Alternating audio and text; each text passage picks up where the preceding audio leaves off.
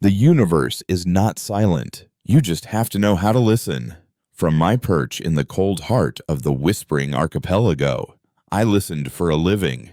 Outpost 734, a tiny silver blister on the surface of the dead moon Lethe, was less a research station and more a tombstone for forgotten conversations. My job, as a charter member of the Xenolinguistic Remembrance Institute, was to sift through the static hiss of deep space, cataloging the final, fading transmissions of civilizations that had turned to dust millennia before their last words reached us.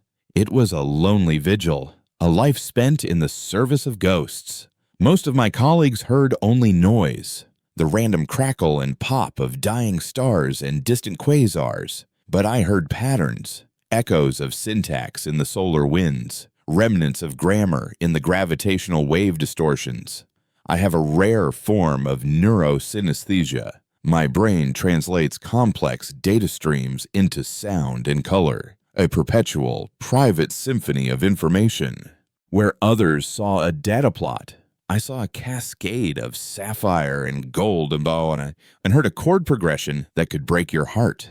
It was this unique perception that made me the best at what I did. And it was what first allowed me to hear the song. It arrived not as a signal, but as a presence. It didn't travel through any known subspace frequency or quantum entanglement channel.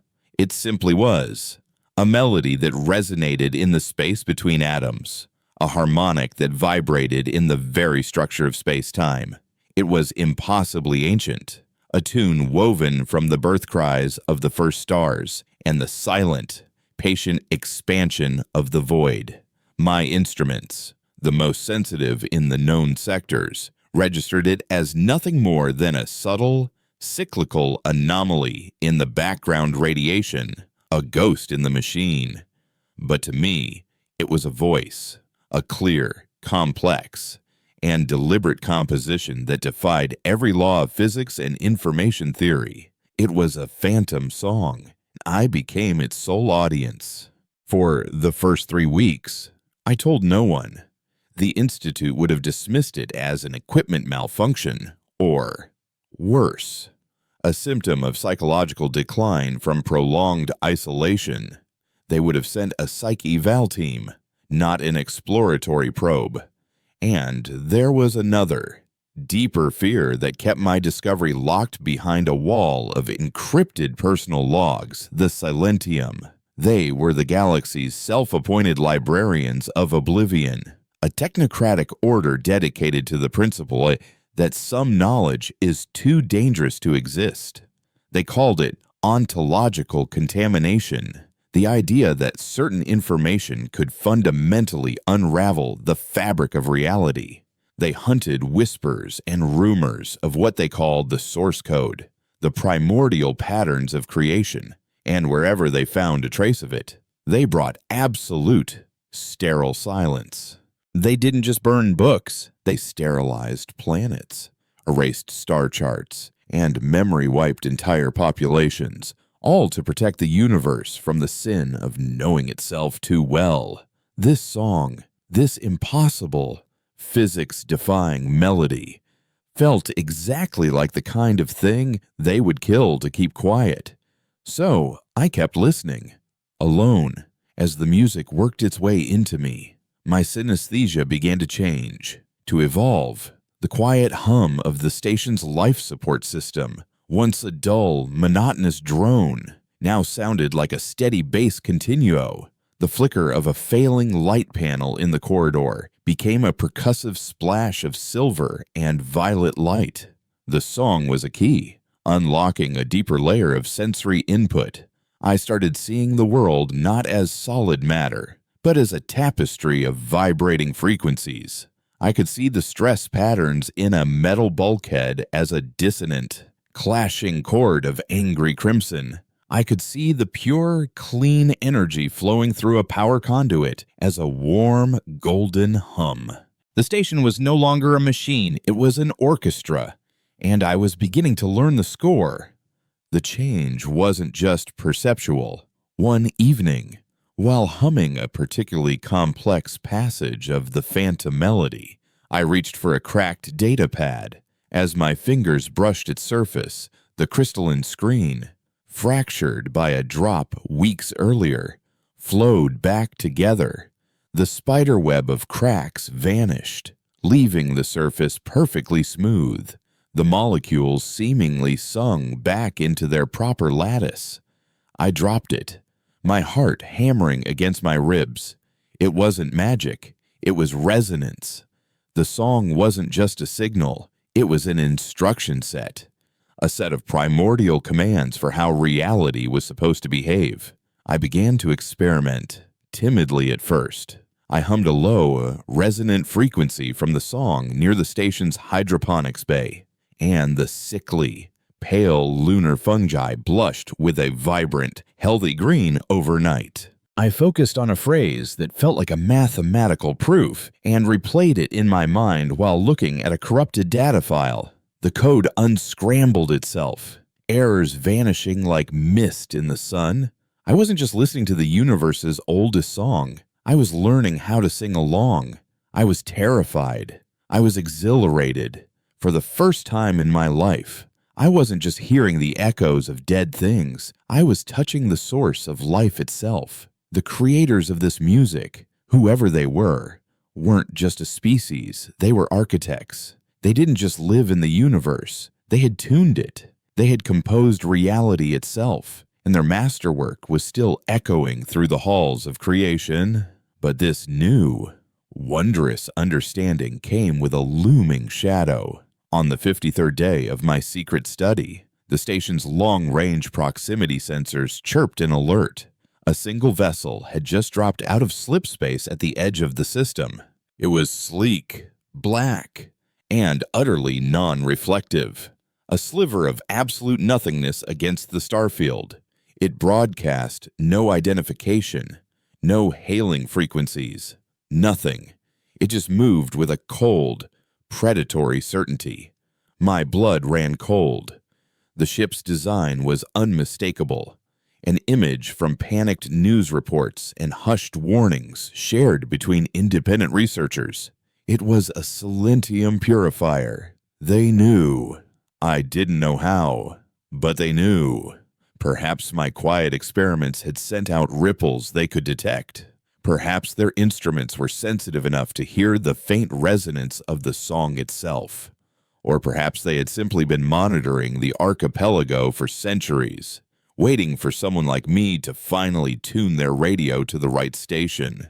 It didn't matter. They were here. They didn't make social calls. Their ship, the Quiet Absolution, would take 3 days to reach Lethe.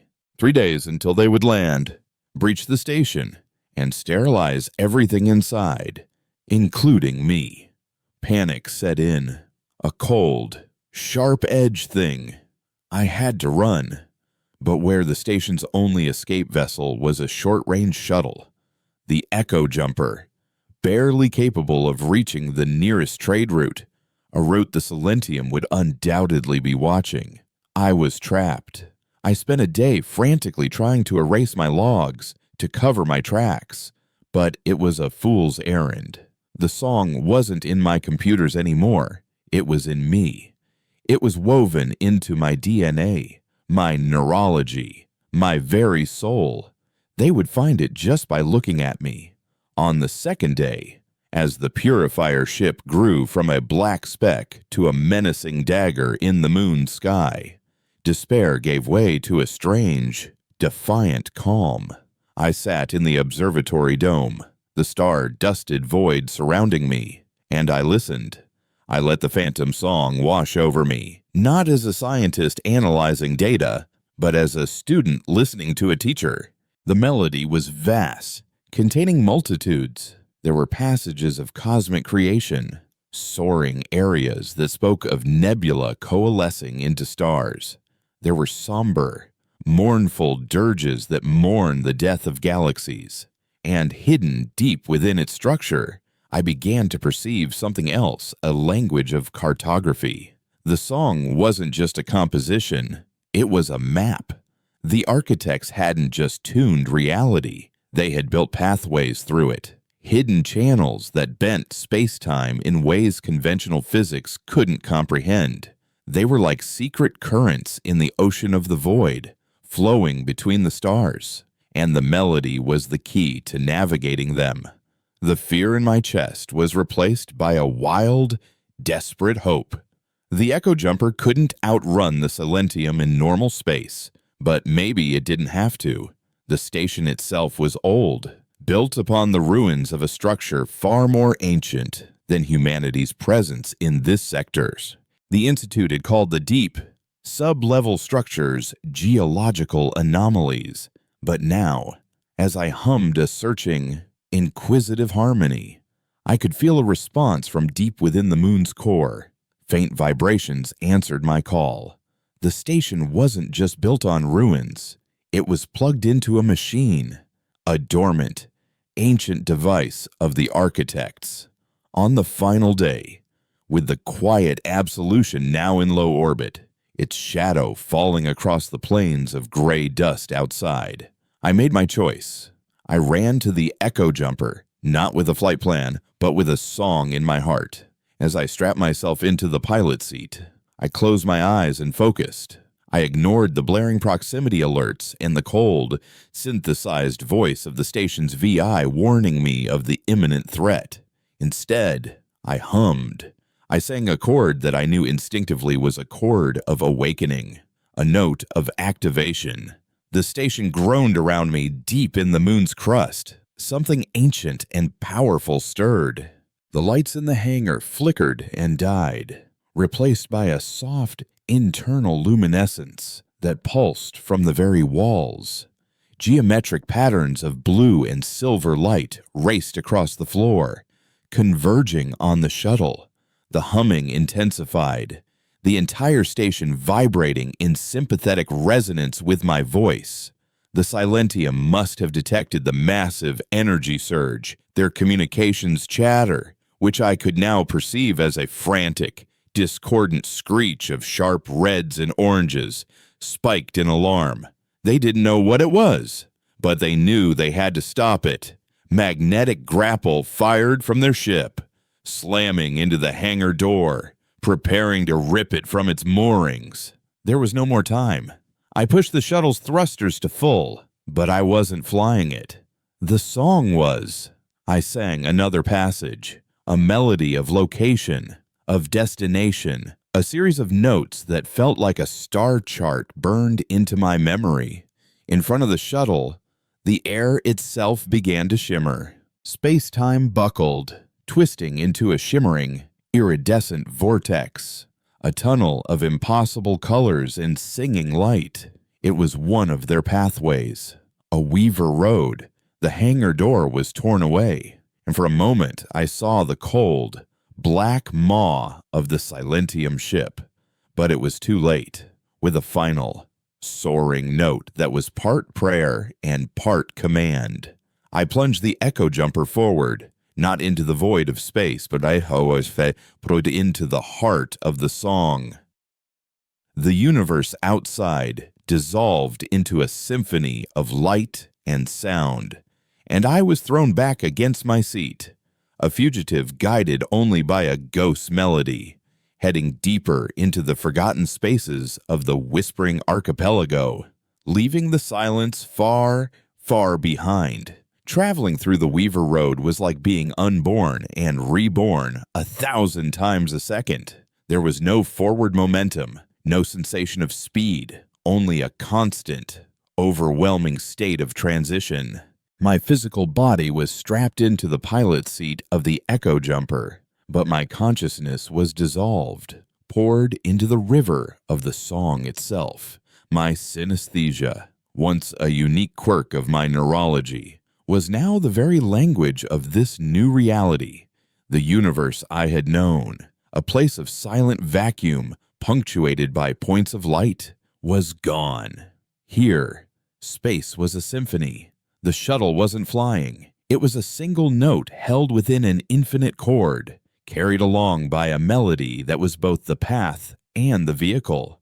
I saw time as cascading ribbons of turquoise and emerald, felt the gravitational constants as a deep, sonorous bass line that resonated in my bones, and tasted the quantum foam as a faint, effervescent static on my tongue. The raw data of creation flowed around and through me, no longer filtered by crude instruments or the limitations of my five senses. I was immersed in the source code. For a terrifying, exhilarating moment, I felt my own identity begin to fray, the coherent song of my own consciousness threatening to dissipate into the overwhelming grandeur of the architect's composition. It took every ounce of my will to hold on to the simple, grounding memory of my own name, my own face, a focal point in the storm of cosmic information. Behind me, I could feel the Silentium. Their presence was a violation, a jagged, screeching dissonance trying to tear its way into the perfect harmony of the Weaver Road. I perceived their probes not as physical objects, but as shrieking blasts of colorless noise, bursts of anti-music designed to cancel and erase. They hammered against the entrance of the vortex we had created, a point of violent, chaotic silence that hurt to perceive. But the integrity of the song held. The Weaver Road was built on principles they couldn't grasp. Their science, for all its power, was deaf. They could observe the effects, the bending of space, the impossible energy readings, but they couldn't hear the music that made it all possible. Their attempts to follow were like a man with a hammer trying to catch the wind. The discordant noise faded, not because they gave up, but because the path I was on was already too deep, the frequency of my journey shifting beyond their ability to disrupt. I was safe, for now, but the sheer scale of what I had unleashed began to settle upon me. This wasn't just a propulsion system, it was a fundamental manipulation of reality, the Silentium's core belief in ontological contamination. A concept I had once dismissed as paranoid technobabble now seemed chillingly prescient. What if a single, incorrectly hummed note could unravel a star system? What if a flawed memory of the song could write a flaw into the laws of physics? The power I had stumbled upon was the power of a god, and I was just a lonely linguist who was good at hearing things others couldn't. The journey was not a straight line. The melody ebbed and flowed, carrying the shuttle through passages of breathtaking complexity. We passed through what I can only describe as a chorus of dying stars, their final, magnificent energies woven into a somber, beautiful adagio of light and gravity. I saw the formation of a planetary system, not as a slow, chaotic process of accretion, but as a perfectly timed crescendo, with each planet finding its orbital resonance as a new instrument joining the orchestra. And through it all, I began to experience the memories embedded within the music. They weren't my own, but they felt just as real. Flashes of an existence so vast it was nearly incomprehensible. I felt the patient satisfaction of an architect shaping a nebula with a carefully held harmony. I experienced the sorrow of watching a fledgling biological civilization destroy itself with a dissonant, hateful ideology that manifested as a sickness in the song of their world. I felt the cold, analytical focus of composing the very laws of thermodynamics, and the quiet, paternal love of watching the first sparks of life flicker into existence in a tidal pool billions of years ago. These weren't just records, they were feelings, experiences, the life's work of the universe's composers, and with them came a growing sense of purpose, a feeling that my discovery was not an accident. The song had been quiet for eons, a background hum waiting. It hadn't been screaming for attention. It had been listening for a mind that could perceive it, a voice that could echo it. It had been waiting for a key. As I grew more accustomed to the flow, I began to experiment. I was a child learning to speak. I focused on a simple repeating phrase in the melody and pushed it with my own will, my own voice, humming it into the shuttle's control panel. The ship responded. Its internal lights, once a standard, sterile white, shifted to a soft golden glow that matched the emotional tone of the music. I tried a different phrase, one that felt questioning and sharp, and the ship's small sensor array reconfigured itself, its components shifting and flowing like liquid metal, tuning itself to perceive the very structure of the Weaver Road. I was no longer just a passenger. I was learning to conduct. I could feel the ship becoming an extension of me, its systems resonating with my intent. It was no longer the echo jumper, a simple machine of wires and circuits. It was my instrument, a physical voice for the song in my head, while the memories were the most profound teacher. I learned that the architects had a name for themselves, though it was less a word and more a complex, multi-layered chord that meant, roughly, those who weave with harmony. And I learned of their enemy. The memories of the Silentium were ancient and full of fear, but they were nothing compared to the deep, soul-shaking terror of the true dissonance. It wasn't just silence. It was the anti-song, a principle of decay and corruption that sought to unravel the universe not into nothingness, but into meaningless, painful noise. The architects had not died out. They had performed a final, ultimate act of composition. They had woven a great silence, a metaphysical barrier to contain the dissonance, sacrificing their own ability to sing across the cosmos in order to protect it. They had gone quiet by choice. The phantom song I heard was an echo, a failsafe, a single seed of their knowledge left behind in the hope that if the barrier ever weakened, a new voice could learn the song and reinforce the harmony of creation. After what felt like an eternity and no time at all, the song began to change. The complex, traveling melody simplified, resolving into a single, sustained, and unbelievably pure chord. The chaotic symphony of the Weaver Road smoothed out, and the iridescent tunnel ahead of me opened up like the lens of a camera. The echo jumper glided out of the vortex and into normal space, the transition so seamless that the only indication was the sudden, stark silence that pressed in on all sides. But even this silence was different.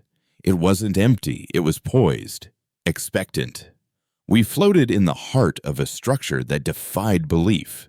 We were inside a perfectly spherical bubble of space-time, 1,000 kilometers in diameter. Outside the bubble, the normal star field of the Whispering Archipelago was visible, but distorted, as if seen through the world's most perfect lens. Inside, there was nothing but a single, central point of soft, white light and the shuttle. The walls of the sphere were not made of matter. They were a shimmering, crystalline boundary where the laws of physics were different. A place where the architect's music still held absolute dominion. The song had brought me to a sanctuary. I perceived the name of this place in the resonance of the sphere itself, Ethelgard, the Harmony Keep. I guided the shuttle toward the point of light at the sphere's center, which, as we drew closer, revealed itself to be a floating crystalline platform, a dock made of frozen music. The shuttle landed with a gentle chime, its systems powering down as the platform itself seemed to take over, bathing us in a warm, welcoming energy. The air inside was breathable, tasting of ozone and ancient, sterile dust. I unstrapped myself, my legs shaky, my mind reeling from the journey. I was alone, but I did not feel alone. The entire structure was humming with a quiet, sentient energy. It was aware of me. I stepped out of the shuttle onto the crystalline dock, my boots making no sound. Before me, the platform stretched out into a vast, empty hall.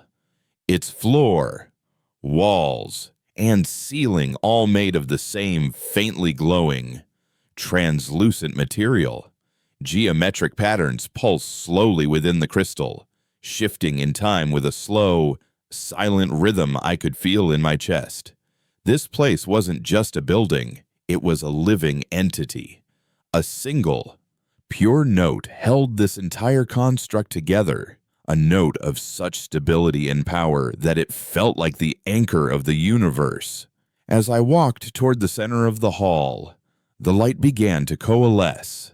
It flowed from the walls and floor, gathering in the space before me, weaving itself into a form. It was not a physical being, but a construct of pure light and sound, a humanoid shape that shimmered with the colors of the song I knew so well. It had no face, no distinct features, only a radiant, intelligent presence. A voice spoke, not through the air, but directly inside my mind. It was not a voice of words, but of pure conceptual understanding, a cascade of meaning that my brain translated as best it could. The echo has arrived. It resonated. The key has turned. The song has found its singer. I stood speechless before the radiant being. "What is this place?" I finally managed to ask, my own voice sounding rough and alien in the pristine silence. The light form pulsed. "This is Ethelgard. It is a remembrance. It is a tool. And it is a test." The being's gaze seemed to pierce through me, seeing not my body, but the song that was now inseparable from my soul. "You have heard the echo of our passing. You have learned the grammar of creation. But listening is not the same as understanding. The dissonance you fled is but a symptom. The true decay has found its way back into the score of the universe. The great silence weakens. The entity drifted closer, its form shimmering intensely. The phantom song you followed was not a random broadcast. It was a question, sent out to every corner of the void, and your mind, unique in its perception, was the only one to answer the call. Now, a new question must be asked. Singer, you have learned a fragment of our song of making. But are you prepared to learn the song of unmaking? The question hung in the luminous, silent air of Ethelgard, not as a challenge, but as a weight. The song of unmaking. The very concept felt like a blasphemy, a violation of the creative, life-affirming melody I had come to know. My journey through the Weaver Road had been a revelation of cosmic construction, of harmony and order. The idea that the architects, the composers of reality, even possessed a counter-melody, a score for deconstruction, was deeply unsettling. The light form, which I began to think of as the custodian, seemed to perceive my hesitation. Its radiance softened, the colors shifting from the bright, clear tones of cosmic creation to the more somber, gentler hues of twilight and deep ocean. Creation is not a single act. Singer, the custodian communicated, its thoughts flowing into my mind with the clarity of a perfect syllogism. It is a balance. To weave, one must also know how to unravel the thread. The universe is not a static painting. It is a living symphony, and every symphony contains rests, decrescendos, and silence. We did not compose destruction. We composed endings. It was a distinction that my human mind struggled to grasp. We saw endings as failure, as loss. The architects, it seemed, saw them as a necessary and even beautiful part of the whole. The song of unmaking wasn't about hate or chaos. It was about the orderly descent, graceful conclusion of a musical phrase. Before I could process the philosophical weight of it all, the custodian extended a shimmering arm of light. "You must see. You must understand the nature of the threat." The crystalline floor beneath my feet dissolved into transparency. I was no longer standing in a hall, but floating in the void. looking down upon a holographic model of a star system so vivid, so real, that I felt a vertiginous lurch in my stomach. I saw a vibrant yellow star, orbited by 7 planets. 2 were gas giants, their atmospheres swirling in majestic, silent storms. 3 were barren rocks, while the 3rd and 4th planets were jewels of blue, green, and white. I could see continents, oceans, and polar ice caps. I could feel their life song, a complex and beautiful harmony of biological and geological processes. It was a thriving, a healthy system. This is the Cygnon system, as it was 97 of your solar cycles ago, the custodian explained. Then the model began to change. A subtle, ugly thread of sound began to weave itself into the system's otherwise harmonious music. It started at the outermost edge, in the system's cometary cloud.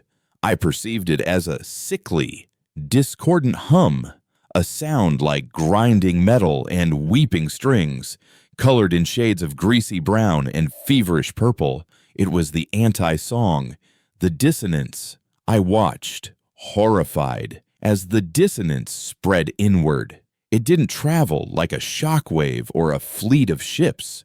It was more insidious, like a contagion of wrongness. It latched onto the song of the outermost gas giant, twisting its majestic, swirling storms into chaotic, unpredictable vortices. The planet's beautiful, resonant hum soured, its harmonies breaking down into a chaotic roar of static. The color of the planet in the model shifted, its vibrant bands of orange and white becoming dull and murky. The dissonance was literally rewriting the planet's physical laws, introducing chaos into a previously stable system. From there, it jumped to the next planet, then the next, an infection of reality itself. It wasn't destroying things, it was corrupting them. It was taking the beautiful, ordered music of the system and turning it into ugly, meaningless noise. When it reached the 2 life-bearing worlds, the effect was devastating. I didn't see explosions or warfare. I saw the song of life itself begin to curdle. The complex, interwoven harmonies of the biosphere, the rhythm of predator and prey, the melody of photosynthesis, the chorus of a billion sentient minds all began to unravel. The model didn't show me cities falling. It showed me the very concept of society turning dissonant. Trust became suspicion. Love became obsession. Logic became paranoia. The inhabitants of those worlds didn't die in a flash of light. They were unmade from the inside out, their civilization collapsing into a cacophony of madness and self-destruction, all because the fundamental song of their existence had been corrupted. Finally, I watched as the dissonance consumed the star itself. Its clean, powerful song of nuclear fusion faltered, stuttering like a broken engine. The star began to pulse erratically, its light shifting from a healthy yellow to a sick, flickering red. It was dying, not of old age, but of a terminal illness of physics. The entire system was now a muted, ugly mess of dissonant noise, a monument to a symphony that had been systematically ruined. The model faded, and I was back in the crystalline hall of Ethelgard, my body trembling, my mind reeling from the sheer wrongness of what I had witnessed. "What is it?" I whispered, my voice hoarse. "What can do that?" "It is not a what," the custodian replied, its light pulsing with a deep, ancient sorrow. "It is a who. We had a name for him. In the beginning. The first dissonance. The apostate." The custodian projected another image into my mind. Not a model this time, but a memory. I saw the architects, not as formless light beings, but as they once were, towering, graceful creatures whose physical forms were so complex, so interwoven with light and sound that they seemed to be living constellations. They moved through the cosmos not in ships, but by modulating their own resonant frequencies, riding the currents of their own music. And I saw one of them, brilliant and proud, who began to experiment. He was not evil, not at first. He was a prodigy, a master composer who grew bored with the established scales of reality. He sought new sounds, new vibrations, exploring the chaotic, unformed energies that existed before the great composition. He wanted to add a new movement to the symphony, one of his own making. But the sounds he found were not meant to be part of the music. They were the raw, untuned chaos of non-existence, and they were seductive. They offered power without the discipline of harmony, creation without the burden of order. He began to weave them into his own song, and his own form began to change. The beautiful, clear light of his being grew fractured. His harmonies turned jagged and sharp. He had introduced the principle of noise into himself, and it consumed him. He became a being of pure, malicious, anti-music, his only desire to unravel the beautiful work of his brothers and sisters, to prove that his chaotic noise was more powerful than their ordered symphony. He was the source of the infection. The great silence was woven to contain him. The custodian explained, the memory fading. We entombed him in a prison of absolute metaphysical silence, a place where no vibration, no energy, no song could exist. And we muted ourselves, cutting off our connection to the symphony of the universe so that he could never follow our song to freedom. But the silence is failing. Eons of cosmic expansion have stretched the fabric of his prison thin. And something else has happened. New voices have entered the universe, loud, chaotic, brilliantly disharmonious voices. The custodian showed me a flash of another memory, the cacophony of human civilization, our radio waves, our hyperspace travel, our wars, our art, our love, our hate. It was all a chaotic, vibrant, and utterly untuned explosion of noise in the cosmic silence. We were a species that sang a million different songs at once, with no conductor and no sense of a greater harmony.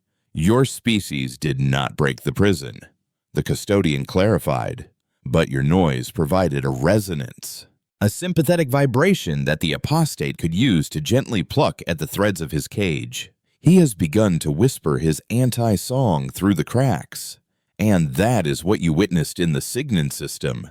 He cannot escape his prison yet, but he can reach out. He can teach his song of unmaking to those who are willing to listen. And in that moment, I understood.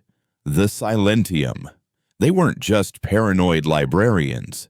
They were a cargo cult, an order founded on a corrupted, misunderstood memory of the architect's great silence.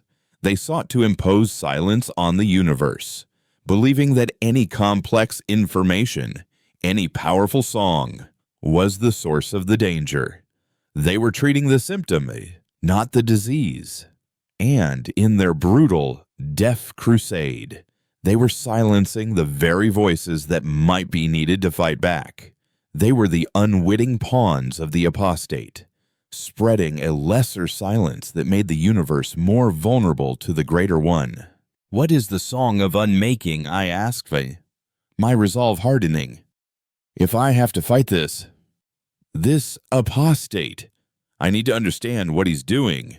The custodian's light grew brighter, more intense. It was the light of a forge, the light of a star being born. The song of unmaking is not a weapon, singer. It is a shield. It is a counter melody, where the apostate's song introduces chaos into a system. The song of unmaking introduces a perfect, structured, and absolute null state. It does not destroy, it resets. It is the sound of a slate being wiped clean. The custodian showed me another vision, A planet, already half consumed by the dissonance, its song twisted into a scream of agony. Then, I heard a new note enter the fray. It was a single, impossibly complex tone, a chord that contained both everything and nothing. As this new song washed over the planet, the dissonant noise did not shatter, it simply ceased. The chaotic energies, the corrupted physics, the maddened life forms, they were all becalmed. Their twisted song smoothed out into a perfect, flat, and absolute silence. The planet was left a sterile, lifeless rock, but it was a clean rock. The infection was gone. The slate was ready for a new composition. It was a terrifying power, a tool of absolute cosmic reset. It was the architect's final, most desperate measure. To learn it is to risk becoming it. The custodian warned, "You must hold the melody of a perfect ending in your mind, without letting it silence the song of life that is within you. You must become a vessel for both creation and cessation." That is the test. I looked at my hands. They were trembling, but not from fear. It was the vibration of the choice before me. I thought of the Silentium, so sure in their ignorant crusade. I thought of humanity, singing its loud, famous, beautiful, this chaotic song into the void, completely unaware of the predator that was learning to enjoy its sound. And I thought of those two vibrant, living worlds in the Signan system. Their song of life curdled into a scream of madness. The choice was not a choice at all. "Teach me," I said, and my voice did not shake. The custodian pulsed with a light that was both blinding and infinitely comforting. Then let the lesson begin. The crystalline hall of Ethelgard dissolved around me, and I was adrift once more, not in the void of space, but in a classroom at the end of the universe, ready to learn the music that would save everything, or unmake it all. The lesson was not an instruction, it was an immersion.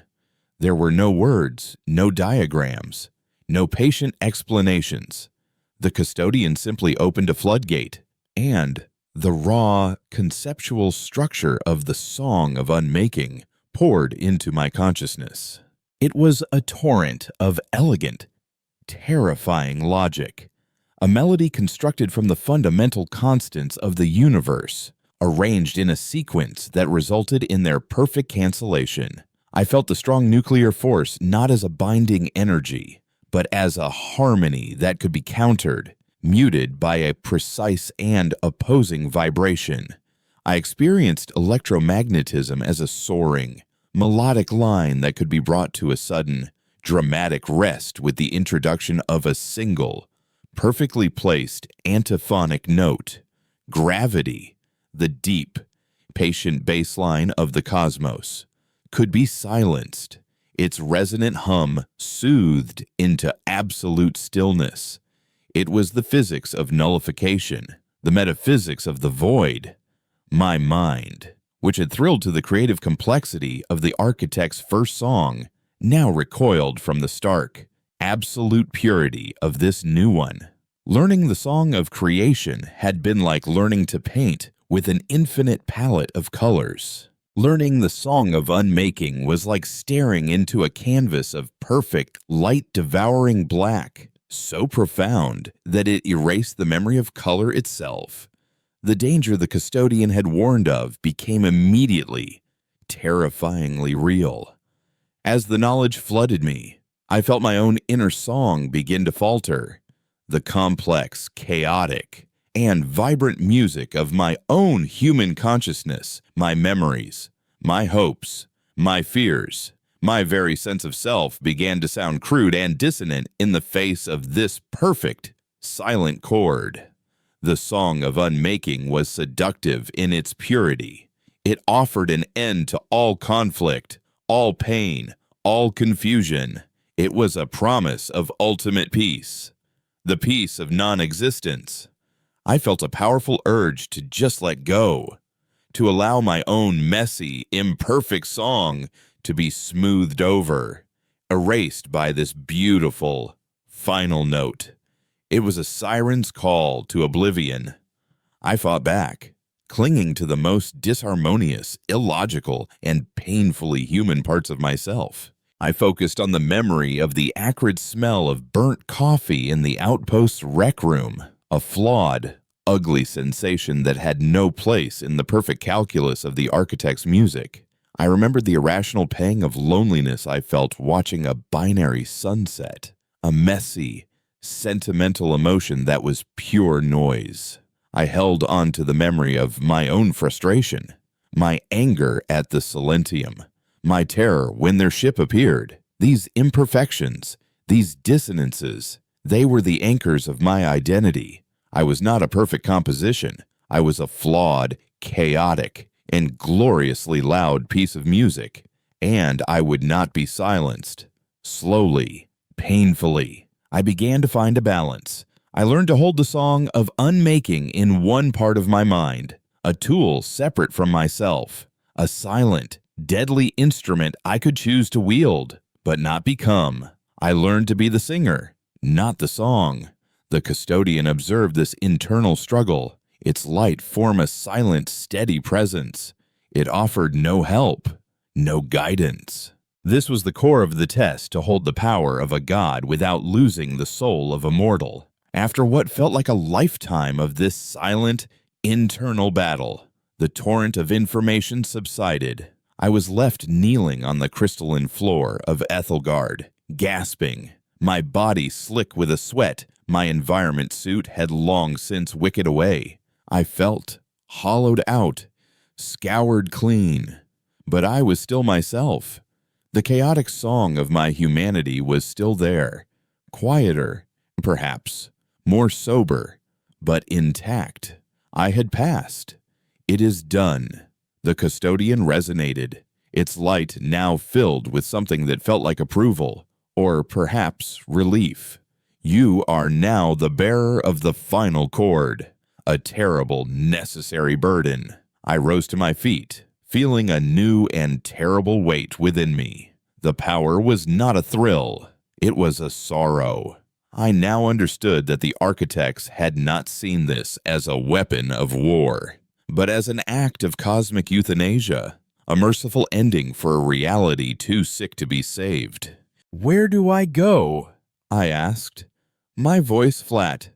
"How do I fight him? The apostate cannot be fought directly," the custodian explained. "His prison is a concept, not a place. To approach it is to be exposed to the full, undiluted power of his dissonance. Your mind would unravel before you could sing a single note. You cannot fight the composer. You must fight his orchestra." An image bloomed in my mind. Was a planet, wreathed in sickly purple and black clouds. So the surface was a nightmare landscape of twisted, crystalline structures that pulsed with a malevolent, discordant light. The very ground seemed to writhe in agony. I could hear the planet's song, a deafening, painful shriek of pure chaos. It was the epicenter of the Signan system's corruption, the world where the infection had first taken deep root. "He has found his choir," the custodian explained. "Certain species, certain minds, are more susceptible to his song. Those who crave power without order, those whose own inner music is already filled with dissonant chords of greed, hate, and fear. He whispers to them, and they become his instruments, his amplifiers. They are the conclave of noise."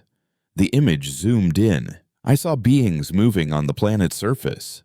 They were vaguely humanoid, but their forms were unstable, constantly shifting and reconfiguring as if their physical bodies could no longer agree on a final shape.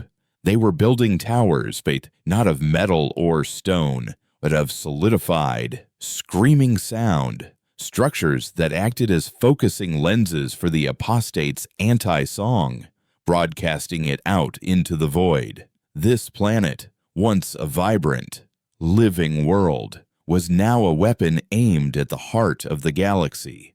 This world, designated core is the source of the current infection, the custodian stated. You must go there. You must silence it. The implication was clear. I was not being sent to fight an army or disable a machine. I was being sent to perform an execution, to sing the song of unmaking and wipe an entire world from the symphony of the universe. The thought was nauseating. I thought of the billions of sentient beings who had lived and died in the Signan system, their minds twisted into madness by this infection. The beings on Core now were monsters, yes, but they had once been people. Was there no other way? No song of healing? The dissonance is not a wound to be healed, the custodian answered, sensing my thoughts. It is a rewriting of the score. Once a note has been changed, it cannot be unchanged. It can only be erased. Mercy, in this case, is a clean ending. There was a cold, absolute finality to its logic that I could not argue with. This was the reality of the war I had stumbled into. It was not a war of conquest, but a war of ontological integrity to save the symphony. Some movements had to be excised completely. How do I get there? I asked, pushing my revulsion down. Core is deep in Silentium patrolled space. They'll have quarantined the entire Signan system. The Weaver roads are not the only paths we made, the custodian said. It guided me back to the Echo Jumper, which rested silently on the crystalline dock. As I approached, its hull began to shimmer, and its form flowing and changing. The boxy utilitarian lines of the human-made shuttle softened, becoming sleek and organic. The dull gray metal brightened into a pearlescent, iridescent white. It was no longer just my instrument. Ethelgard was retuning it, making it a vessel capable of carrying not just me, the terrible power I now wielded. This vessel will now answer your song in all its forms, the custodian communicated as I stepped aboard the transformed ship. The cockpit was different. The hard-edged controls replaced by smooth, glowing surfaces that pulsed in time with my own heartbeat. It will guide you through the hidden resonances, the spaces between the notes of space-time that only the architects knew. The Silentium will be deaf and blind to your passage. Go now, singer, find the heart of the noise, and bring it the gift of silence. As I settled into the pilot seat, the custodian's light form appeared before the cockpit's viewport, a final, radiant beacon in the heart of the sanctuary. One final warning, echo of our song. The apostate knows of you now. Your journey through the Weaver Road was a clear note in the growing silence. He will be listening for you. He will try to find the dissonance in your own heart and play upon it.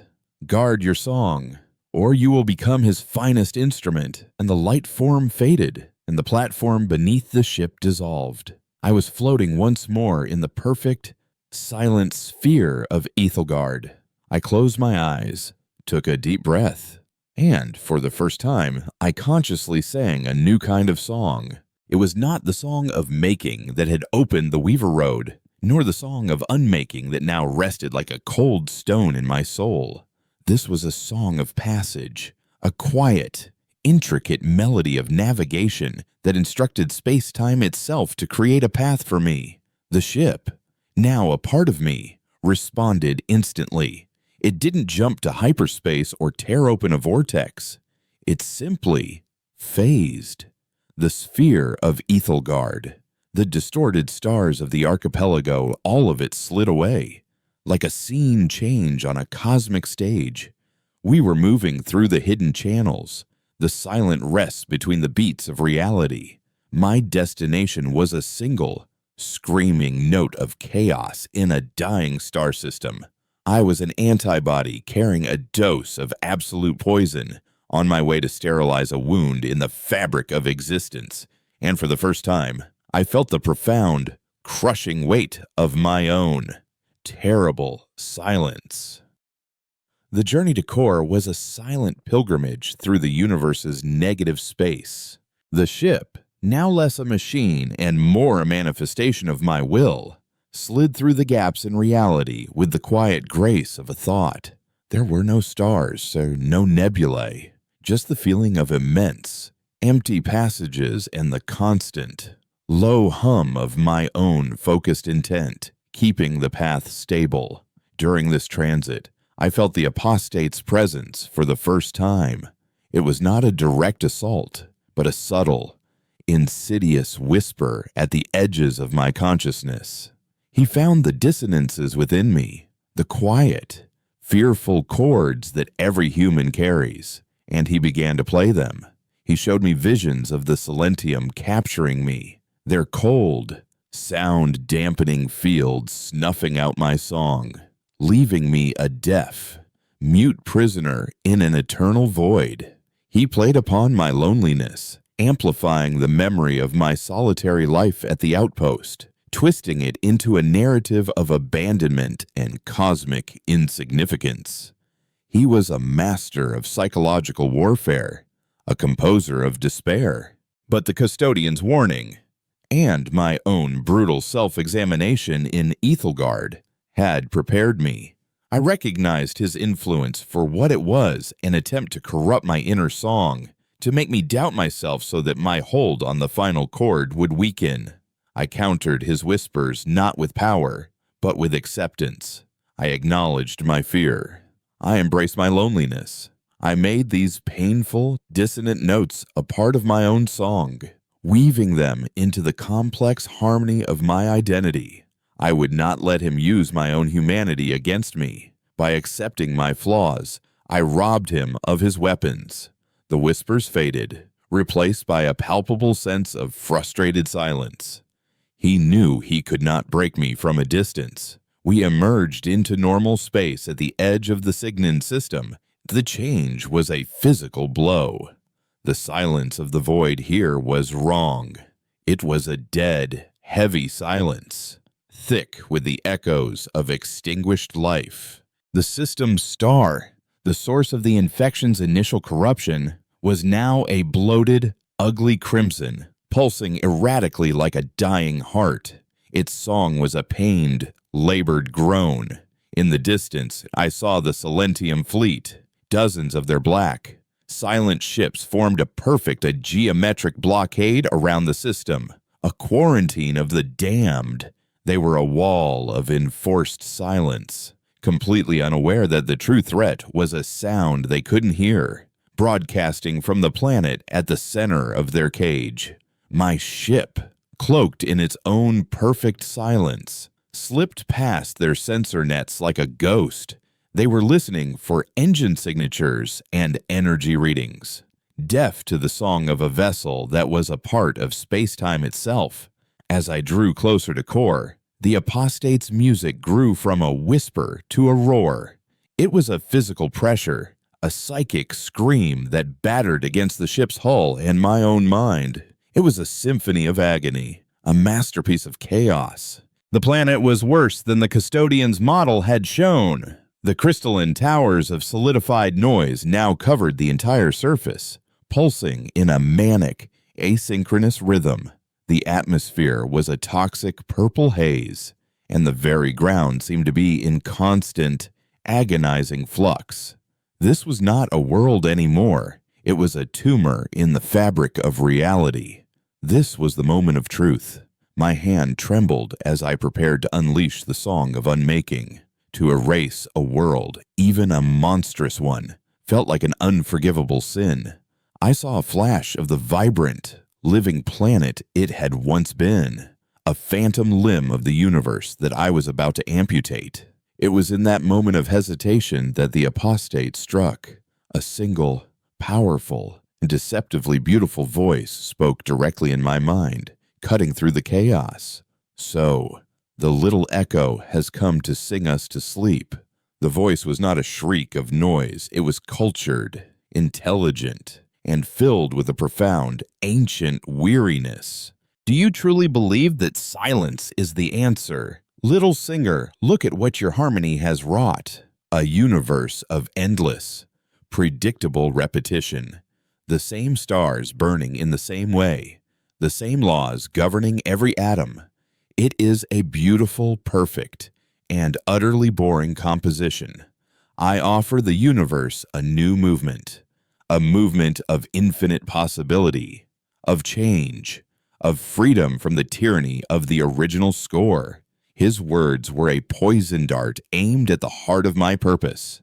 He was framing his chaos as freedom, his destruction as creativity.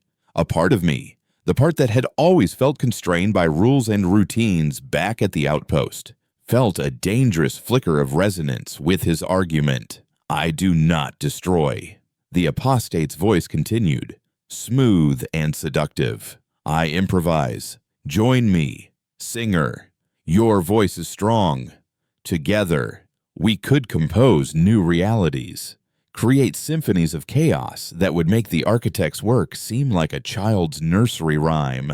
Why be a mere echo when you can be a composer? He was offering me the one thing I had never had: a collaborator, a partner in the song. It was a temptation of unimaginable power.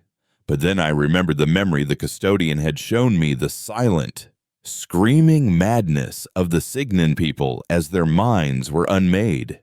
The apostate's freedom was the freedom of a cancer cell, the creativity of a madman scrawling graffiti over a masterpiece.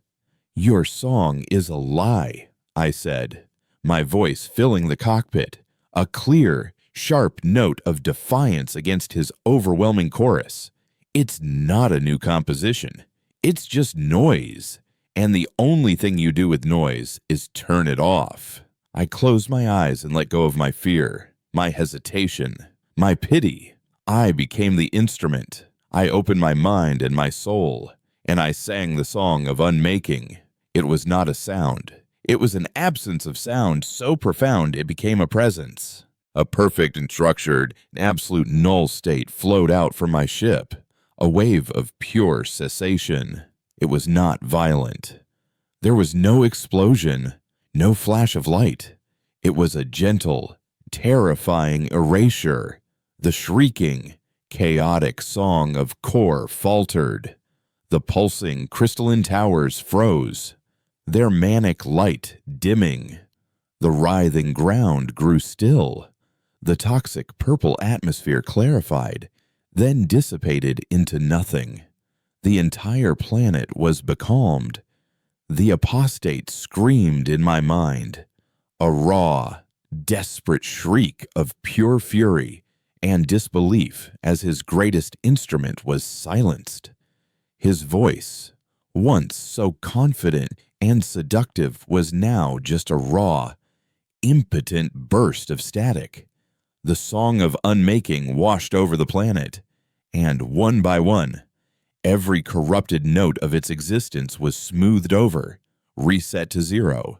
The planet was left a perfected, sterile, and utterly silent sphere of gray rock. The infection was gone. The slate was clean. The silence that followed was immense. The dead, heavy silence of the system was now punctuated by a new, purer silence from the space where core had just been. But as the echoes of my terrible song faded, I felt something new, a faint, clear note emerging from the cleansed planet. It was a single, pure tone, the fundamental resonant frequency of the world's matter, now free of the dissonance. It was the sound of a possibility, a blank page. My work was not done. It was just beginning. The apostate was still in his prison, weakened but not defeated. There were other worlds already infected, other choirs learning his song of noise. The Silentium were still out there, a blundering, deaf army that would see my work as just another ontological threat to be sterilized. I was no longer just a linguist or a fugitive. I was the galaxy's sole immune response, a lonely doctor making his rounds with a terrible, necessary medicine. I turned the ship away from the silent ghost of core and looked out at the starfields. For the first time, I didn't just see points of light. I heard them. I heard the vast, complex, and achingly beautiful symphony of the universe. And I could hear the sour, dissonant notes of the apostate's infection spreading through it. I had a new purpose. I would not let this music die. I would be its guardian. I would travel the hidden paths, a silent wanderer, seeking out the dissonance wherever it appeared. I would be a shield, a surgeon, a restorer of harmony. I was the singer, the bearer of the final chord, and I had a symphony to save. My ship, a single, clear note of purpose in the vast silence, phased out of existence, leaving the ghost of the Signan system behind, on its way to the next discordant sound in the music of the spheres. The universe is not silent. You just have to know how to listen. And now, I was listening for the sounds that no one else could hear, the sounds that had to be stopped.